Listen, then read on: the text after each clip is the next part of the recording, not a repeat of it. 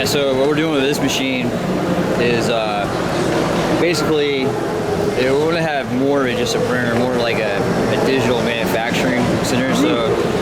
So we got making parts to make parts. Yeah, well, it's not just printing plastic. We also put a CNC spindle on here. Yeah. So the CNC spindle will mount right on the other side of the carriage.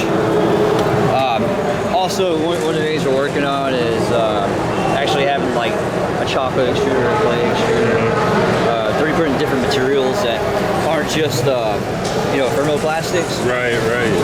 So another thing we're working on is actually 3D printing with epoxy.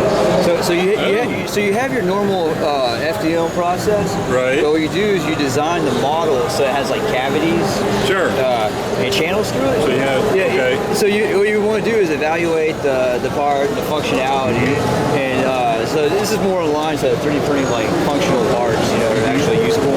So pretty much you do design the model, figure out where the weak points are, where you need to strengthen it up, and you print the model, and we're gonna have like a little plunger tool, like a little.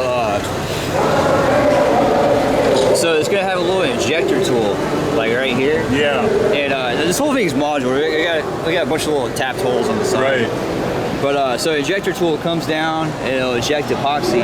You get reinforced epoxy too. Okay. Like glass reinforced. Right. And, That's a novel idea. one of the benefits of actually having like epoxy and other types of resins is a lot of different types of plastics don't really bond too well together. Right.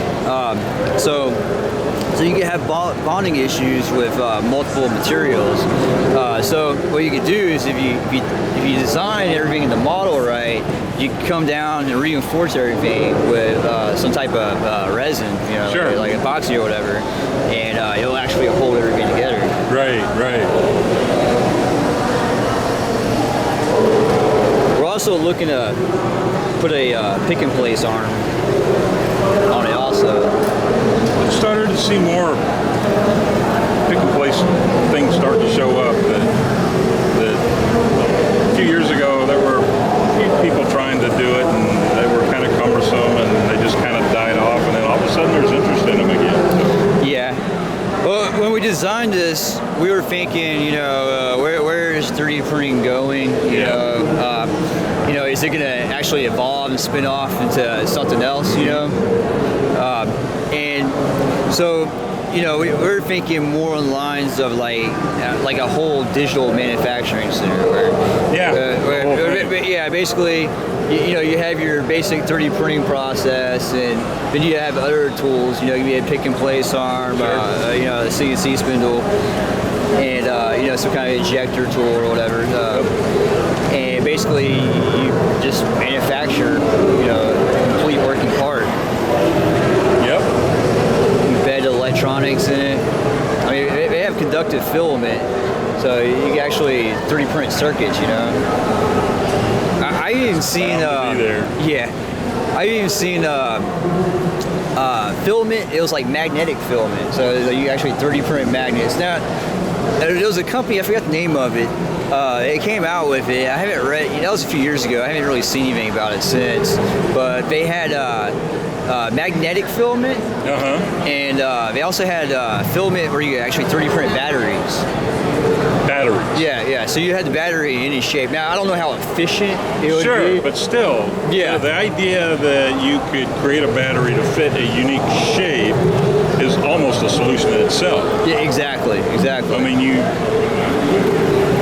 especially if you print it like a flexible battery. In fact, the available space you have, you probably can't fit enough batteries in it to give you what you need, but if you could print one to fit there, maybe you could get close to the capacity you actually need. The concept there, that is, wow. What kind of material do they use for the batteries, I wonder? Dude, I don't know anything about batteries. Right. So. Yeah, I mean, there's just... It's a start. You can see where everything's going. Whatever they start with, somebody else is going to go, you morons, don't do that, do this. And it's like, okay, well, we didn't know that.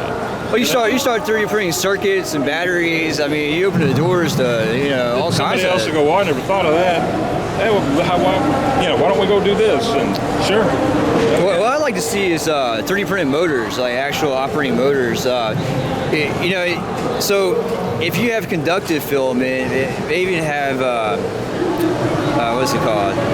Not carbon fiber. Oh man.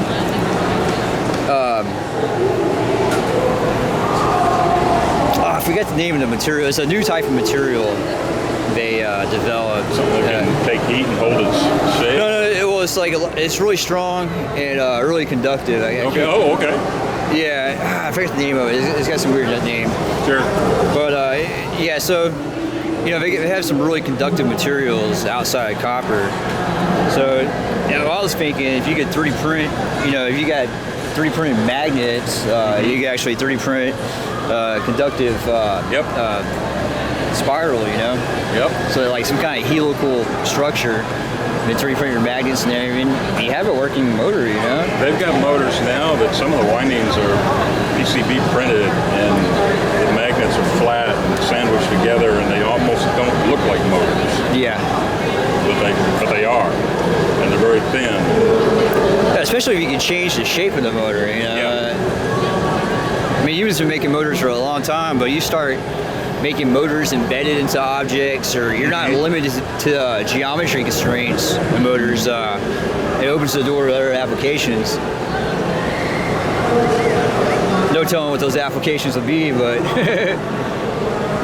whatever someone's imagination can take. Yeah.